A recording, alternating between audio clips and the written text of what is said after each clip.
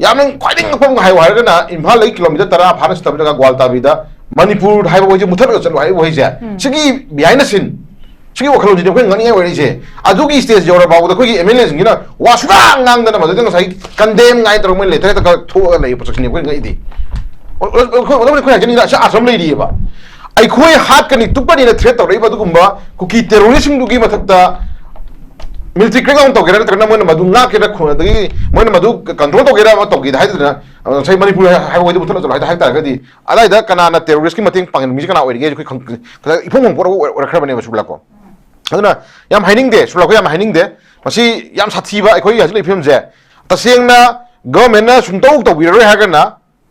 am thado ying biro free hand to biro tang ko achum na kana no aram na kana no ising thau thau mai lakchara ni ke no 사기 에리아지다 코이나 코그드 분 타마간다 사기 코이다 나코이나 트레트 마 타마간다 그라니 코이다 사기 토이네 코이 미나이 타기다 타마디 코이디 마디 야로 해보고 아마 시부 석세 코이 하이미나 범상이 예미나 범상이 하지 코이 하이딩이 하주네 이슈제 따생나 피스 오이레 하이보 하이도 피스 오이레 하라가나 피스 토기 원 톡도 벌나 하이비로 코이다 코이 그 따자라 그 강질하게 보죠 강질하게 코이죠 거 파게라 파로 코이죠 마스터 신자래 거 로저래 저번에 거기 프라만이고 그건 하이저니 괜찮대 까나고 뭐 그래도 그들어가니 산다 마 커리 오이드나 마 커리 오이드가 하이미 야우리 입고 양 나이브세 아도 하이너세 바 피사이로 하이도 까나고 폴리컬 리더 그러나 그 머니푸리 피스 오이레 농신나베 라이 콜레 하이보 하이도 피사이보 하이도 커리 아서 민동닝이노 그 하이나 하닝이니도 없다 알라 하나이비로 봐 너가 프리 무브먼트 야 한다바 로우 우버도 인 가다 우비하다바 아기 다 가이 파드나 거질레 비엄 시다 tung oiba future mai koi kedor kadai haibang amda ba then khusiang yoba lalama thol la kan da ngasi kedore onjel la kan da ai khoi na thena jodi posak si ai khoi bu hat pa lakpa ai khoi bu s1 lo du yari na ai khoi bu hat pa lakpa mising du gi dam tai khoi na madu dai da ai khoi na defend no hona jaba bi khoi rai ni keno jabu je adu bak de defend bu yara phim lakpa phim lei ba adu sahi ni sang sin na tai phim kan te ba sahi ni sang sin na sang thana khongkut bulu thama kan da namdana wahal la kan da khoi je sai again ma ma ji bu namdana dai ta ha point ne ba du na sai hangbi point du da haju le issue je kana guma top le kharadi mamai le sem ya ro hai da ko mase hura magi tarani mapugi no mai na ko choi lakhini lakto di ya ro la pujin ko choi lakhini khoi gi haju ti election me aju chile da no jitia election me aju chile 27 election ni haju hauna re na lan gi wa to khre haju free movement gi wa khang de haju ko lan tori ba su khang de free movement ju khang de awa kana thran khang de haju ti vote eba vote la ga haju ti ka dore kendra ma da ju ka dore you adi agar kan you pama you bithak pa number 4 pama number bijaba guli pama guli bijaba pasha pama pasha piba vote ka hore kan du mala lom cha thaba jab hore hore ebko adu magi political leaders sing dona ka dore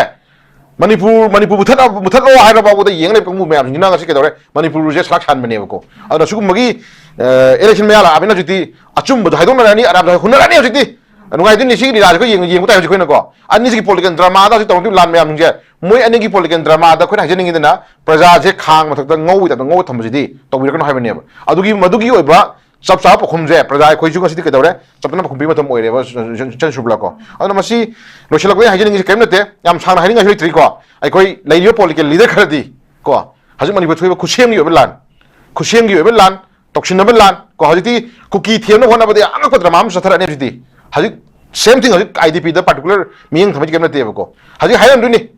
noi cookie gi noi gi tim gi yum mai kam sa ge kha sak sak khari kali dana amai te gi di tu atung ram tro bo hen ma ngam tro noi chau ba khar pharo ne ga na chi yo hayam du ni la pro jong bok jing go khoi chati ro khoi kong gi li de sing di a noi gi di am kan sa khu so tre si phai mam le nga e so phasana noi gi ka shung ma ngaro thong thro hos moi wari ni a khoi mai te gi di ka dore bul do to ta khai ge di e khoi adu ka chu hai dra ni no ya ro kai no ga no sa thiem du ni be jong la ko oi ko ya bo tu ni khoi hai ji je du na moi thiem no hona ba da makhan drama ma ya ma sai ga sin dai khoi wari chana bi adri me ga na tv da khoi ujo batam da nga si baw da khoi wari chana dri ni ga to khu thang ga ngong yauri ko a delhi da na ka ne a pak da pham ga mla minister me am pak da phamin ga ha ning jak ki gen hoi a dai kari ba kemio hoksing ga ke no moi ga phamin da na photo shen ga to da na sanda yam udro sai da na sai khoi wari chana bote ga khu thang da na ko a da changang tha ga changom sa tha ga dagi delhi gi aing ba pak ma kha pham ga ga a da photo shen to da na adugo magi drama me am khoi yu khangi dona bada khoi hajining si praja sing je प्रजासिंगना थेंगनाइबा अवाबसिमदि तसेंगना मरिबा ममालेबा नुसिबु तारगदि ममालेबा की थबक खतबियोबको अन थेंगनाइबा अवाबसे मरम चाना कमाइन ओरखिबा कमाइन तौरखिबा कनाना कैदौबो तहलिबा कनाना कैदौ तहलिबा तहलोइद्रिबा दुम यामदो मदुगी एखोइ म्यामगि दायित्व लौरकान boat काबिगिबा म्यामदो मदुना मदुगी ओबा अचुम लंगामि नमदि पुथोक्तम याखिरोइबको मदु पुथोक्तना माइले same याखिरोइब अदुना हजिक लैबो ससे हजिकति नक्सलानी अदुना ngai hai सन जगदा हुरामगि तरानी मपुगी नोंगमा सुफेन लाखिनी प्रजासिंगजे एखोइ तसेंना एखोइ मिनुगी पिरांग कंग्री को IDP दनते IDP दनते ngasi Manipur प्रजासिंग हिंगी पुसी महिंगजे IDP न वाबदगी को चांग खमथिन वाइब सांगदु योबंग नमद्रबाबुदा 50% अमदि एखोइ इनोशियल नदि खुदम मोइना sai land याउद्रगसु कुकी न युमै थाबद याउद्रगसु टेरोरिस्ट न युमै थाबद याउद्रगसु एखोइ सिटी मयोन लैरिबा कांबुसिंग जिबावदने हानगि नॉर्मल लाइट हिंग पुसी महिंग ओइद्रबने बजिसिको द यिंबियो कनागुम पैसा पाइबा को गवर्नमेंट बिजनेस तौबा तोरब चाबा को कना को मथाव तौबा कम खरना खर नुगाय जापुजिंग को अदुना मैक्सिमम दे कदवे नोमगी हजिरा शुरू चाबा नोमगी खुसुमन शुरू चाबा कांबुसिंग दे कदवे ngasi इमुंग दा ngasi हिंगी पुसी महिंग जे एको एकदम डाटा अमन फाइंग मिनजे अदुना यान फिल्म तादन लेरबने खोजे सिगी मनिंग हंगल को दिलाय नै खोजे निशांग सिन मनिंग हलाबने को ममांग चबदिला मनिंग हलाई ने को अदुना लेदि फिल्म सेशन सुबला एकोइ प्रजासिंग की अरोइब मिकुप मलाखिनी को एकोइ खांग मै खमथें पल्लोइराबनी अदो हजिं गाइनरी से ngainarisi ekhoi maitai gi ipa ipogi porok de khoi ngapi ba kanbi bhaiba do ekhoi leiba leader sing je amutang ni gyan tarakhini ko miyam gi damta ekhoi thawai lan thunga kan leibi ba dung political leader ko miyam gi vote ka leibi kangu sing je amutang ni gyan tarakhini mathamoi sengkhini leiba khalakhini miyam gi awabi urkhini khalakan ngasi khachi khangnai ne ba ko madu gi ona tem lak taragadi अदुई part सु सोइना लाकने बको आइबा development से IDP की situation thing जे कोइ दुम हेन हाइना द्रसु लोइना खंगे अना लेंगा हंगल हंग फंदक पाइखल इबा खोंथांग कांग्रेस माइके दिगे फोंथोना इबा स्वाइ द मयेक सिंग दबा मखक लेरी हाइबा सजा कमाइन मो थंबिनी तो द नोटिस विंडो यंग बिरिबा मनि प्रोजेक्ट तुम काइक नोचरी रेन सिगी प्रेलिशन लिंगिशन बिरिबा ओजा पोइन चौबा मदि कोइ इनॉक शांत लाक्ट्री आकम दुन जरोनी पोक्ता जरी अनि मै काइक नोचरी लेन ngasi होस बिरिबा सन शुरबला मदि होस्ता कोइ काइक नोचरी शुबला मसी कोइ याम नुआइतबसी सही अनि गा था खरा को था अनि हम को हेंडर ए कुकी टेरोरिस्ट नि लान को हजि कुकी टेरोरिस्ट की लान जि तसिंग कोइ लोइरे हाइने कोइ ngasi कन्फर्म बिबदि याद्रि को अदो तसिंगना लोइरनी हाइबगी एश्योरेंस पिबसु ngasi कनामता पिबसु ngamdri को अदो मै कोइ सही ना लंबी में सही ना लाइफ में तुम लेरी को अदो डॉक्टर ने कोइ सगी कनागो मखरा सम टॉप लीडर खरा दिके दौरे पीस लाख पगी ममी लाए सेंट्रल लीडर्स इन लको पिबो कोइ खोंथांग जिदा पीस ला ani हाबि थाजब लेरे अदो याम नुगाइ जै गायना साइड मेसेज पिबो कोइ उइ को मसी सेंट्रल लीडर्स ना आदा फमगा आदगी चंगांग थागा तगना चंगाउ थागा तर एसी रूम दगी फमगा मणिपुर इशू सी लापना पाउ लौरकांदा पिरको मेसेज टू साइड ले पॉलिटिकल लीडर खरना मसगी म्यू खरना हाइ तारे को पॉलिटिकल लीडर म्यू खरना कोइ आगी ओइबा मेसेज टू साइड ओइ नंगसगी याम थागत ओहि ग लोइन ना नंगसै कर हाइनी हेना साजो पिबा मानो मामी ताबजे याम नुआइते खोना हाइजनिंगि हजि तंगाइ फदने कोइना सही अनि खर हेलबा सही अनि ग थानिम हेलबा दु कुकी टेरोरिस्ट नि लान जिदा जे कोइ यामना साथी जे कोइ फ्री मूवमेंट याद्रि नंबर 1 नंबर 2 कोइ लौमी मयाम ngasi मनि मखा तमना लो उना होना मतमदा इकुइ कुइ थोके प्रॉब्लम कोइ खंग रपनि को फबाला दा कुमा गनो काप कोइ खंगरे ngar na handa कोइ कंसन डीसी बिष्णुपुर डिस्ट्रिक्ट की डीसी मसामंगना कोइ सिक्योरिटी की तोंगा नो फमा होतना कोइ लो मतम द हेना थोन थोना बगी दमक सेक्शन थ्राउन लोखन नबंग सगी ममी मके दु उरी को अदुना ताकपदी त सिंहाइ तारगदि खोइ लो प्रजासिंग जुमंगाइ देन पेरिफेरी एरिया दा खुंदारी प्रजासिंग जुमंगाइ एखोगी लाइफ से एखोइ अदम तनिक पा को याम सिक्योर द पोरम द खोइ हिंगे बसुमदि अदम ताइ हाइ तारे को सिगी मनुंग सिदि त खोइ नमु लाइ ना आईडीपी की इशू ngasi टॉपिक ला केर गांदा खोइ हंबि बदो आईडीपी की इशू जे खोइ पुसु जरा गांदा आईडीपी न हिंगी पुसि महिंग जे खोइ ना उन कुम यंग यारि सि एखोइ मयाम सही अनि खर हेर मजे खोइ खनरगा लाउनर खोंगर खोइ लाखरे को अदो सम पार्ट खरा कनागुंबा खोगी आईटीपी खरदी तंगाइ फदन ngasagi magi खितंग सिस्टम अमदा खोइ थंब खोइ दुम खर उरी अदो मैक्सिमम के दरोगे खोइ होल मदा कॉलेज की ताइ फदन जगह अमदा खोइ पुलप खोगी इकाय होना का निपांग नुपी हस्बैंड एंड द वाइफ अदगी फादर मदर मसिन मौपा अदगी मचे मचन त लेकाइ लेमिनरि बंग निपांग नुपी लेन इकाय हो म्याम हिंदो खोइ लोइना काउफो गांदा खोइ only padara mana fee aba fee amna khallaga ko thena mong da khong thena mong de khoi ngasi hingi pusi ma hingje masai khoi ni yom chang he tare ko ana sagi yam du da bam christian state de khoi na khoi le political party khoi miyam gi mihut ni le bi ba du gumba mla singje khoi na sai area de yahoning da bani du bu yahon da ya da dum khoi na dum eno de he tare wari sigi oi woro shinam lakri ba budi moi si MLA magi oi post dum lei bani na moi yahon bushka da podam khoi lei hai tare ko aduna moi na ngasi je khoi na takai phadana haidi khara usinna mayam di mar da ngasi MLA mayam sigi mar sida takai phadana khoi thamoi sokpa thamoi sing thok to mi sudum yaram gani ko yaw budi ko khoi dum thai jar do bu mass we na khoi yeng matam da ngasi he na pun thadari bra wakan thadari bra ha dum khoi na ngasi yeng je matam da khoi PM di oi dre ko maram di IDP na wari ba thnai ba ngasi pusi mahing je khoi sau chik ta haira ba da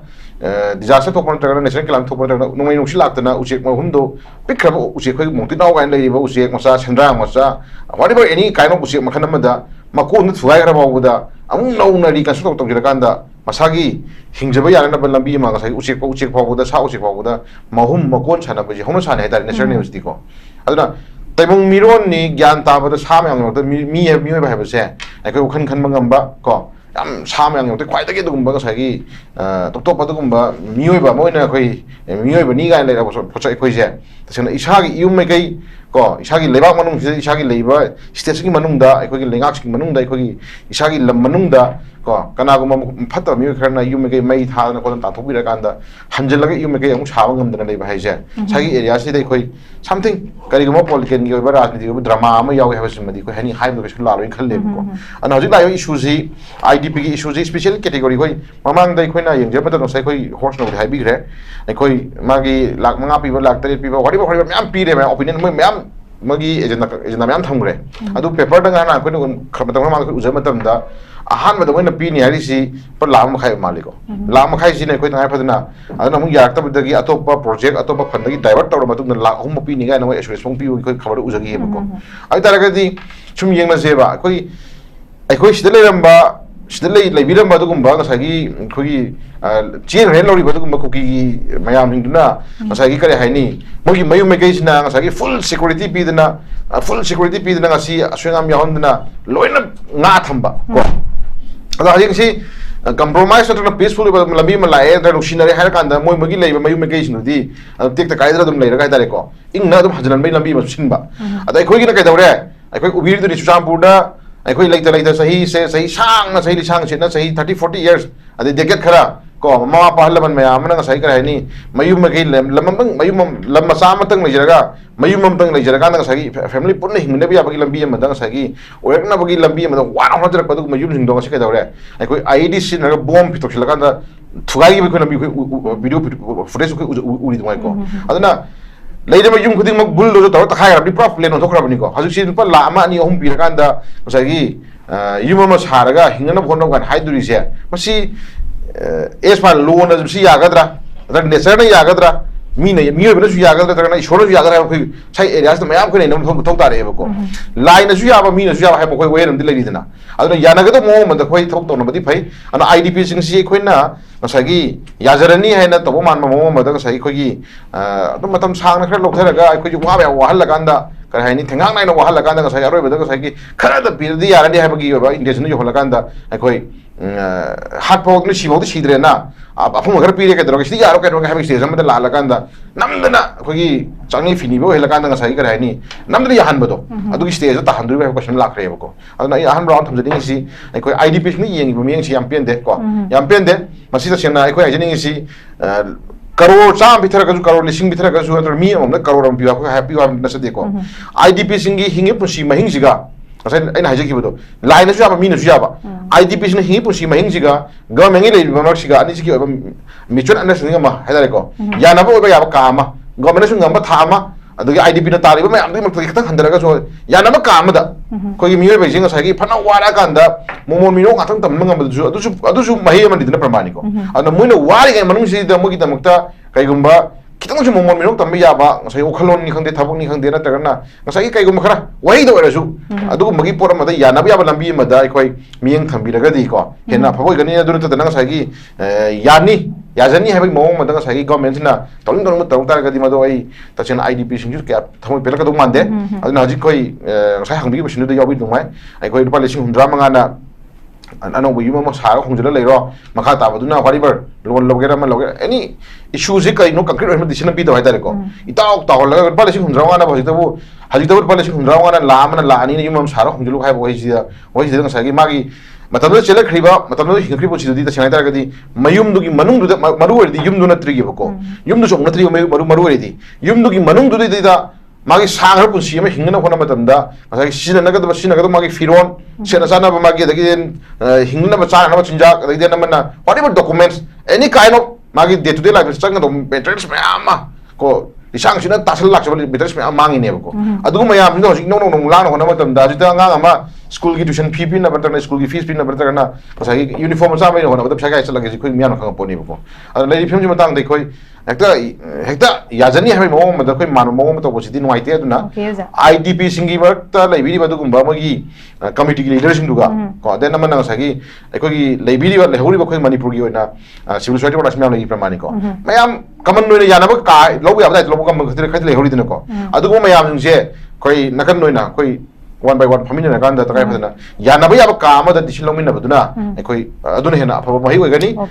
IDP singi thamoi pen da ba moi da nuai ta ba moi da henna nungang pot ma mamiti ba pi ta ba so se angai ta singra ba madu ya chok pa ma di lak na hom ja ayar on ha tham ja okay ja thank you so much ekoi gi punna famina ra kan yana ga do ba ka sing du khana ra kan da punna apun bi decision du gi aya bam long bun hena phane ba ja thambi thank you so much I was up paujel yeng ba si masana changa kan da yeng na ba in tong da security na kudong thiningai oidi haina ahan ba da moi thingak pa gi ungkhat na ba khot ba ma'am लेना फीवम से लेंगा की मैके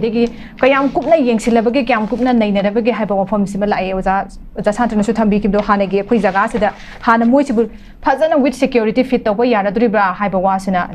हाना ओइरी अदो लैदिबे फीवम सिदा HYBE तारे कनोदा ओजा गिताजेन लाक्चगे कमाय येंबियो फीवम सिबो प्रॉब्लम से कोइना मसागी कुपना येंबो यारि से नकन अनि खते पण है साने पॉलिटिकल ड्रामा जे याम साथि पॉलिटिकल ड्रामा खलम ने बसेको तसिंग नमसी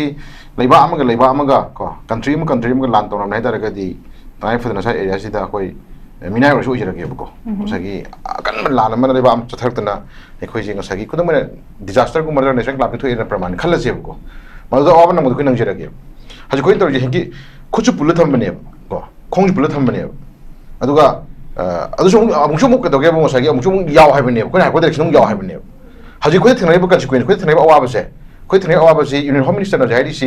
इथनिक कम्युनिटी अनि के मगतो क्लास नि को कम्युनिटी नि थोलबा थोना नुसिदा पोट मनि थमे नुसिदा पोसक्से हैना कम्युनिटी नि थोना क्राइम गा क्राइसिस हैना उहलबनि ना खनै बा मचुनाव ने लौरि पोतो मरम दि बिबि रो खुदा मरम दि बिपि हन बि ओबा इजन सुला को